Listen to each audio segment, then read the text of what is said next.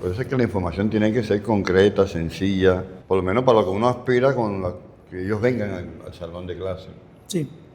Tiene que ser un material Asequible, ¿no? asequible, concreto, sencillo, dirigido, y acá se entra a profundizar y a darle lógicamente la trascendencia o la importancia que tenga. Pero aún en esas circunstancias, lo digo, yo les estoy dando a ellos el material antes de comenzar la actividad. Sí.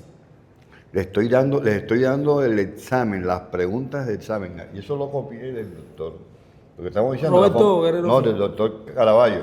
Luis Caraballo. Luis Caraballo, Luis Rafael Caraballo, me dictó clase a mí. A mí también, pero Caraballo ponía más de 11 capítulos.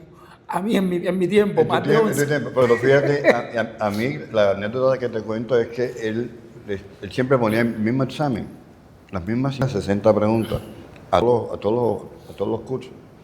De pronto no eran preguntas tan dirigidas bueno, no puedo meter la mano, pero el hecho era que él decía, hombre, para mí, si los estudiantes saben y comprenden y conectan con esas 60 preguntas, saben lo que yo quiero que ellos sepan de inmunología.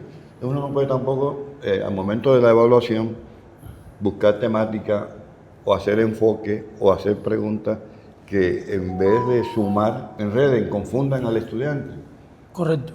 Y algo que yo veo de muchos docentes, y esto de los que estábamos hablando son docentes de línea De línea dura. de nova, de gente que a pesar de las circunstancias se Que maneja. se van a tener profesores de todo, o sea, tiene que haber profesor de línea dura, porque en la vida hay de todo. Exacto, hay variabilidad. En la vida real hay de todo, sí. Yo estoy en un examen y un estudiante a mí me llama y me dice, mire, profesor, yo creo y entiendo, tengo esta inquietud, pero yo creo que esto es, dentro de las opciones que usted me da, yo creo que esta es la más asequible por esto. ¿Cuál es la respuesta del docente de línea dura? ¿Cómo te voy a dar la respuesta? ¿Tú qué crees? ¿Que yo soy bobo? Sí. ¿Ah? Claro, Pero claro que sí. ese docente, ese estudiante que a mí me da ese enfoque y me está dando demostración de que realmente está en el cuento y que sabe realmente y está bien ubicado, bien orientado, yo a ese estudiante le digo, si es B, ponle la B. Sí. Porque en el examen todavía tú estás enseñando. Sí, Es hay evaluación formativa. Una oportunidad todavía de aclarar dudas, de fortalecer conocimiento y de, obviamente, seguir conduciendo al estudiante que está bien. Profe, en tu experiencia, ¿qué profesor fue el que más te impactó? ¿Y que te motivó a hacer hoy lo que tú haces, que eres también docente? Guerrero Figueroa. ¿Y por qué te impactó? Es que Guerrero Figueroa vivía esa clase, ¿me entiendes? Ese hombre era un show, era un espectáculo en la clase. Esa es la dinámica. Apasionado, era un tipo apasionado. Apasionado, cómo expresaba los conceptos, cómo los vivía, los experimentaba, los sentía y te brincaba cuando hablaba de los potenciales postsinápticos excitatorios. Neurofisiología. Brincaba como si fuera la neurona. como si fuera la neurona, como si fuera el neurotransmisor que se iba a transmitir. Y tú te estabas expectante durante las 45 minutos o la hora y piquito que el hombre estaba conversando contigo. ¿Y él cómo eran los exámenes? ¿Eran duros o eran...? No, eran suaves. Eran suaves. Eran suaves. Sí. Eran suaves. Eran verdaderos exámenes evaluativos. Pero ese hombre hablaba con un fulgor, con una gana, con una esencia, con una alegría, Lo está recordando. con una vivencia, ¿me entiendes? Y es que esto que decían los estudiantes, o sea, cuando el momento en que tú llegas, yo creo que las clases comienzan desde antes, o sea, la información o el proceso empieza, para mí empieza desde el día anterior. Sí. Cuando ya tú le envías al estudiante el material, cuando ya ellos saben de qué se va a tratar, y la mayoría no lo hacen. La mayoría de los estudiantes vienen a clase cero de información. Hoy en día tienen la información, pero hoy en día no quieren. Y la tienen sencillita, la tienen resumida, la tienen concreta. Y yo les doy un material, lo básico, lo esencial. O sea, que con una sola repasada ya el tipo por lo menos tiene alguna idea de qué se va a tratar. Para que esos conocimientos previos te sirvan a ti para un mejor proceso de enseñanza, ¿verdad? Okay. Porque ya ellos vienen con una información, pero regularmente el estudiante viene en cero. A pesar de que tú le dices, mañana vamos a hablar de la química de X circunstancias. Exacto. La fisiología, por ejemplo, yo en los estudiantes de química, como la fisiología respiratoria, hay tantos componentes La ley de los gases, por ejemplo, la ley de Boyle. La ley de Boyle, la ley de Dalton, la ley de Henry. Y preguntarle a un químico por la ley de Boyle. Y no me contesta, y a veces, los concha. A veces patinan. ¿Ves? La ley de Boyle, vengo y entonces se los asocio con la maniobra de Heimlich cuando se necesita ejercer presión intraabdominal para sacar el cuerpo extraño. El cuerpo extraño, sí. Ahí vamos a la practicidad. Yo siempre trato de que el concepto tenga una proyección clínica, una proyección útil. Porque, por ejemplo, a ellos les dan la ley de Boyle, pero les dan una ley de los gases ideales y ellos no saben en qué la van a aplicar, pero ya aquí en el sistema respiratorio, pues la pueden aplicar, claro. La ley de Henry. Ahora con la y trato de buscar también de la actualidad. Tú sabes que ahora hubo una serie de usos que fallecieron. Descomprensión. Por una descomprensión o por estar en una profundidad que les agotó el oxígeno y no pudieron ascender. Entonces, cuando estamos hablando de los cambios respiratorios en las alturas y en las profundidades, los pongo, fíjate, esto es un hecho que se vivió. Que se vivió, sí. Entonces también está conectado con la actualidad, con lo que está viviendo. Y que esa experiencia ya ellos la interpretan y la asocian como un hecho que les es más fácil comprender qué fue lo que sucedió. Claro. Teniendo unos conocimientos fisiológicos previos generales. Pero ahí está la utilidad de la información. Profe, como en el proceso de enseñanza-aprendizaje, ya hemos hablado varias veces y lo hemos dicho, para aprender y eso, las personas necesitan tres cosas: motivación, la memoria es importante y la memoria es tuya, o sea, es del individuo, del esfuerzo. Tengo que estudiar, tengo que revisar los capítulos que tenga que revisar. Y por último, la aplicación. Porque de pronto si te quedas con la memoria y no aplicas, pues como que la cosa no. Exacto. ¿Cómo motiva uno a los estudiantes? ¿Cómo crees tú que hoy, en las actuales circunstancias de esa poca información, de que hay bases de datos, de que hay inteligencia artificial, cómo motivas tú hoy a tus estudiantes, por ejemplo, de fisiología, en medicina o en química farmacéutica, en odontología, en enfermería? Yo parto de un principio que te comentaba la otra vez de cómo yo creo que yo nací y me gustó la docencia desde cuando yo estaba en primer semestre. ¿De medicina? De medicina. En primer semestre yo comencé a armar el docente que yo quería ser, ¿verdad? Entonces iba tomando aparte lo mejorcito de cada profesor. Me gusta esto, me llega, esta metodología, esta actitud es interesante, me facilita el aprendizaje. Y en ese sentido me formé con esa idea, con esa concepción, y yo creo que la primera motivación del estudiante es la que tú le extroviertes, la que tú le das a manifestar.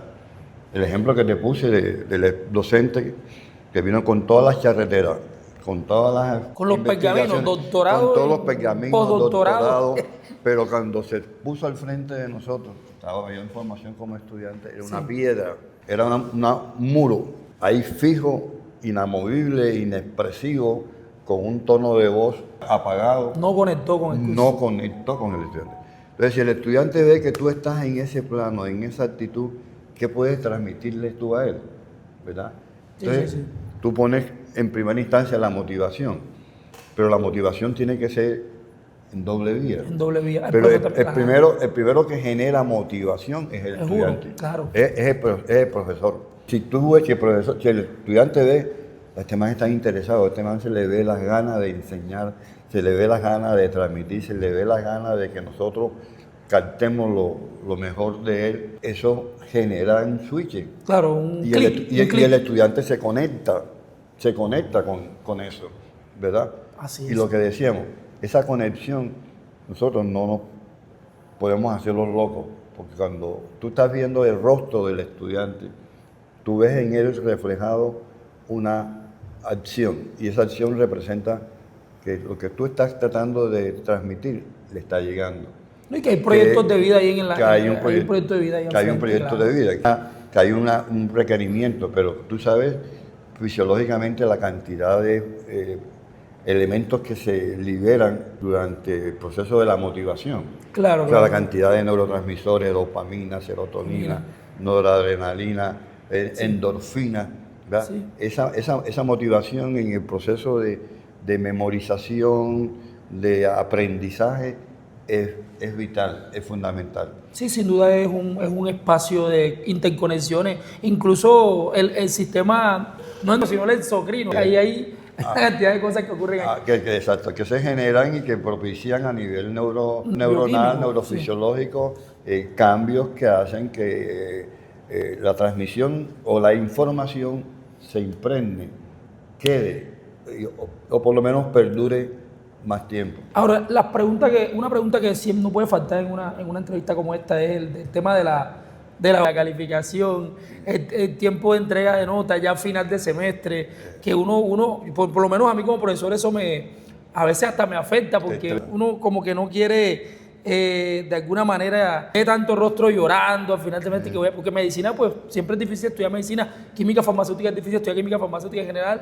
Las profesiones del área de la salud tienen asignaturas primero son humanas, pero tienen asignaturas que son básicas. Entonces, ¿cómo ves tú eso en el momento de calificar? ¿Cómo lo manejas, profe? ¿Qué consejo das ahí? Mira, eso de la evaluación, para mí, yo cuando inicio en los primeros puntos de mi presentación, les digo a los estudiantes, olvídense de la evaluación, ¿verdad? De momento. De la nota, ¿verdad? Es más aún, yo a ellos les entrego el examen que les voy a realizar al final del encuentro. Porque nosotros tenemos que escoger hoy en día, tenemos que ser más precisos con relación a la información, ¿verdad? A la información que ya hoy en día no debe ser una información de inundar al estudiante de conocimientos o de temática, cuando ellos hoy en día tienen al acceso fácil la información. Nosotros tenemos que ser no unos informadores como antes, nosotros tenemos que coger la información y darle una utilidad, poner al estudiante a que esa información le va a ser a él válida en el ejercicio de su profesión. Y en ese sentido estamos despertando un interés, una motivación. Yo le digo a mis estudiantes, cuando yo en un examen, producto de un proceso de enseñanza y aprendizaje, veo que un estudiante saca un 5, yo siento que ese 5 es mío también. Wow. ¿Verdad? Yo siento un placer y siento un goce, así como te decía del estudiante que me pregunta por una inquietud que tiene durante el desarrollo de un examen y que yo lo veo bien ubicado y yo le doy más luces antes de que ponerle obstáculos. Le digo, sigue por allí, y si el pelado me dice, doctor, yo creo que esta es la B y no la C, y por esto, y yo veo que esa explicación es coherente, yo si le puedo quitarle el lapicero al pelado y ponerle la pregunta, tachar la pregunta, rayar la pregunta como buena, lo hago. Y el estudiante que definitivamente te pierde, ¿cómo manejas la derrota, el fracaso? Porque de hecho, del fracaso es de lo que más se aprende, pero decirle a un estudiante, un muchacho joven, cómo aprender del fracaso. Sí, indudablemente. De hecho, dentro de un grupo de estudiantes tú encuentras un porcentaje que yo estoy viendo cada vez mínimo o de estudiantes que realmente no están conectados con lo que están estudiando. O sea, son estudiantes que tienen otros intereses, otras proyecciones y que se metieron en un área para explorar, a veces o individual o a veces forzado por los familiares, ¿verdad? Sí. Entonces, hay un grupo de estudiantes en los cuales definitivamente todas estas estrategias metodológicas, didácticas, pedagógicas, no alcanzas a motivarlo, ¿verdad? Sí. Entonces, con ese estudiante, y hay estudiantes que terminan la profesión en ese nivel. Sí, terminan y no estaban ahí. Y no estaban allí, ¿verdad? Entonces, ese es un estudiante duro. Son poquitos, pero uno, imagínate, por dentro de él mismo, él no está conectado con la... Claro, con lo que está haciendo. Con la temática. Entonces, sacarlo de ese rol, ya es un juego en donde nosotros tenemos algún tipo de participación, pero la determinación final es del estudiante. Está en él y está en sus familiares, porque a veces muchos estudiantes vienen a química porque su papá fue químico, Así es. o a medicina porque su papá fue médico. Mira, yo conocí un caso de una estudiante, por lo demás excelente, que llegando al internado y ya habiendo recorrido todo el trayecto, Imagínese, el internado. llegó a convencerse que definitivamente la medicina no era la de ella. Y la pelada no ejerció, la pelada se retiró, hija de un radiólogo Imagínese. de gran impacto en la sociedad, en la cultura. O sea que lo que tú dices es que al final no es que un estudiante esté malo con una nota mala, es que sencillamente no está donde debería estar No. en algún momento, como si también hay uno que puede fallar y que ese que falla va a mejorar si se orienta de manera adecuada. Exactamente. Hay un número de eso, hay un grupo también dentro de eso, lógicamente estoy perfectamente de acuerdo contigo, que pueden estar desmotivados en un momento determinado, porque de pronto se encuentran con estrategia, con didáctica, con metodología. O situaciones personales difíciles. O situaciones personales difíciles que necesitan también ser superadas. Por eso también a veces es prudente y es conveniente saber el entorno de ese estudiante. Sí. ¿Qué está sucediendo con él? Y lógicamente la universidad, su escala. En el bienestar universitario que uno necesita dirigir a esos estudiantes hacia esas áreas. Pero inicialmente a nosotros también como docentes nos compete el diálogo con ese estudiante. Sí, sí. Ser muy humano. A ver qué con él, qué está pasando contigo, qué está pasando con su entorno. A veces hay problemas hasta económicos. Hasta económicos, ¿verdad? Sí, cierto. Pelados que vienen acá con unas grandes dificultades, con unas grandes restricciones, que pueden tener la motivación, pero están influenciados mucho más por su entorno. Entonces, a veces la docencia no se limita al salón de clase, al aula, sino que tiene que salir. Claro, salir. El aula es más grande que las cuatro paredes. A otro rango. Yo he tenido, y seguramente tú has tenido, y todos los docentes hemos tenido estudiantes que después son grandes amigos nuestros. Correcto. Inclusive hasta que llegamos a compartir diferente. Excelente, sí. Yo me mido también, porque lo tuve muy presente en mis primeros estadios, como profe, de mirar al estudiante que económicamente no estaba con los elementos mínimos para comprar libros, para estar al tanto de los elementos que se requerían. Sí, porque la educación cuesta. Cuesta, Sí, pelados, y más en el área de ciencias de la salud. Así es. Más pelados que uno, ya con el conocimiento, con el acercamiento, uno llega a entender que hay déficit, hay dificultades que pueden ser y son en efecto un obstáculo. Sí, para su proceso. Para el proceso, para que el pelado se meta en el proceso. Hay una pregunta que no te puedo dejar de hacer porque sé que has jugado béisbol o softball, ¿no? Claro. Juegas softball y bueno, he conocido profesores que también han sido, por ejemplo, en química han habido bastante. Roger Caraballo, Julián Martínez, Arnulfo Tarón, los dos, Adolfo Lambi. ¿Cómo llevas tú ese tema del deporte al plano educativo, sobre todo el béisbol, que dicen que es un deporte de mucha astucia, de mucha agilidad mental? Sí. La parte, obviamente, la parte física y la parte mental, pues lógicamente se alimenta mucho de toda la parte del deporte. En los Estados Unidos al deportista lo valoran no tanto por sus condiciones físicas, son tenidas en cuenta, pero también se le suma la parte académica. Los becan, los promueven y puede ser muy bueno, pero si no complementa con la parte académica, el tipo no progresa. Entonces, de salud, el deporte es, como tú dices, asociación, también se requiere dentro de la práctica de la actividad física, razonamiento, juicios, análisis y obviamente como el sabio dicho de mente sana en cuerpo sano. Un deportista tiene los elementos, tiene las estructuras, tiene las bases para ejercer un gran proceso de aprendizaje. Y me acuerdo de algo, de estas anécdotas que uno vive, porque la conciencia o la concepción de la gente de antes, cuando yo me formé, era que regularmente el deportista mal estudiante.